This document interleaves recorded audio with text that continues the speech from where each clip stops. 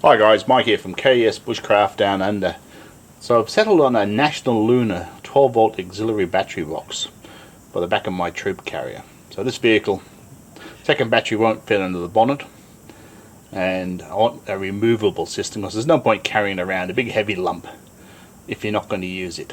So mainly it'll run my camp lights, charge my phone, a little bit of electronics, and for my big trip every year I'll be able to run my car fridge. But most of the time I very rarely use the car fridge. I find that this box alone weighs 6 kilos. If I put 6 kilos worth of ice into a good cooler, I'm good for 3 or 4 days. So it's a bit pointless in that respect if it's just running the fridge. So this is the blue top version. There is a grey. The grey is the same width and depth, but this one is just a bit higher. So internally it's 355 millimeters by 180 by 290 high. So that'll handle an AGM battery up to about 120 amp hours, which is a fair bit of battery. Externally it's 495 by 255 by 320 millimeters. So they're really thinking when they put this thing together. Most of them have outlets on the side. This allows you to jam it right into the corner of a wheel well. Now I made this bed all these tie down holes so I can really secure this. Now this is one of the few battery boxes I found that's got a metal bracket holding the battery inside the box, which is a brilliant idea. Most of them rely on straps, and not very good straps at that. So if you're hitting that rough corrugated road, you want your battery secured down inside the box and the box secured down to the vehicle. So it'll do that really well. So I'll pull you in closer and have a look at the panel a bit better. Okay, so it's got 3 Anderson style outlet. And they're the grey Andersons. Now it's got one marked as an input with the red plug. Now the red plugs, we tend to use them as solar inputs here in Australia. They have a different tongue on them, so they're not interchangeable. Now this input here and this NL5 charger port it has switch off when the brake is thrown. So yesterday I got caught out. I plugged my solar panel in, left it at camp, came back and the solar panel hadn't done anything because it was switched off. So know that. So I've added an Engel plug because I've got an Engel fridge, and dead simple. So these little plugs pop out. There's already wiring behind them, so it's as easy as to add things. So I'll probably add an additional USB-C because it's got the USB-A, so I'll probably add one of those. I would have liked to have seen the inputs to be live when the breaker's off, so you have to run the voltmeter in that. Now the voltmeter is really cool. It tells you in numbers, but it's also coloured. Yeah, so you know what the charge point is. So all in all, now it did come with this plug, so different to my C-Tech charger. I actually hoped it was the same, but it's slightly different. So my thoughts were I'll just leave the C-Tech charger running in the house, because AGM batteries, not like lithium, want to be sitting there in a nice cool place on charge. Okay. So all in all, pretty solid. So I'll slide the top cover off and I'll show you inside. Alright guys, so it's got a tie down clamp. So that clamp has come from underneath the box. So it was pre-marked, so I just had to run a drill bit through it. So that secured it that way. Now my battery is only 98 amp hour AGM. So what I did, I've added a couple of pieces of board in these notches so that it can't move up or down. Probably don't need it, but I'd rather it not being able to move and crash around.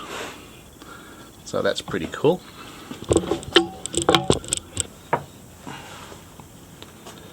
So on the base here, that is the hold down clamp. So it's pre-marked here if you want to screw this box directly down, which you might want to do if you've got a permanent mount. Okay.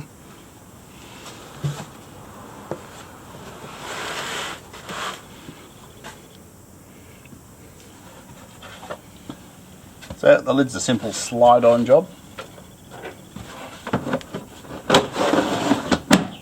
Locks in place. So all in all, it's a good looking unit for a portable battery box. Okay, so I've got the solar plugged in at the moment. This is just a very simple solar regulator. So it was designed for a wet cell battery. So 13.5 volts is what it lifts at. So pretty straightforward stuff. Now, each of these outlets is fused, and it's actually marked underneath. So I'll bring you down there and show you the fuses.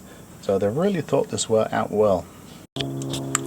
Thank you, flying school. So there's red and there's blue fuses, and there's the lines on them telling you which outlets they're protecting. Okay guys, just did a quick mock-up. So I've still got the solar coming in via the very simple regulator. Fridge has been running constantly because I've got it turned up quite high. Plus I've got my 1 amp fluorescent camp light running, and I'm still holding 13.3 volts. So the solar panel, which is 60 watts, is keeping up with all this load. So that's pretty impressive. Now, you can buy these battery boxes here in Australia modified with a DC to DC charger built on the back. But I've already got one. So I've got a projector one. Now it doesn't have a lithium profile, but I have a lithium battery. That's that there. This is a bracket to go on a crank battery of a Hilux, my last car. So I could put that on the back of that box, but then I sort of can't ram the box hard up against the wheel arch, and there's a fridge just cycled off there. So you see the voltage will come up very shortly. Now, I've already got an angle socket from the crank battery to the rear of the vehicle, just above the jack bars there. So I could run the angle as I'm driving along, then swap over to the battery box, and I've got 3 nights easily on that battery box without recharging it, yeah? And if I've got solar, so I probably really don't need a 20 amp charger. So if I can find a little DC to DC charger, maybe 5-6 amps, that would be heaps, and I wouldn't have to run a huge cable to the back of the vehicle, which I weighed yesterday at nearly 5 kilos. So that would be a good saving as well, weight wise. Not as if I'm using this fridge every weekend. I said it's an annual trip at best. Anyway guys, I'm going to add some more sockets to this panel. I'm going to order them because it's Easter coming up. So this will get me through the Easter break perfect. And we'll see how it evolves. Anyway guys, if you like this type of content and it helps you make good decisions, don't forget to like and subscribe. And I'll catch you next time. Hi guys, Mike here from KS Bushcraft Down Under. So this is my new National Lunar battery box. So it's got 350 amp Anderson outlets and a 50 amp input. So the solar input has a different tongue on it. So I plugged in my solar panels yesterday, left for the day, came back, hadn't charged it at all. I thought, gee, that's odd. So tested everything. Then I realized that this circuit breaker for all the outlets also turns off the solar input. So as you can see here, the solar socket's definitely live, as is their trickle charger input.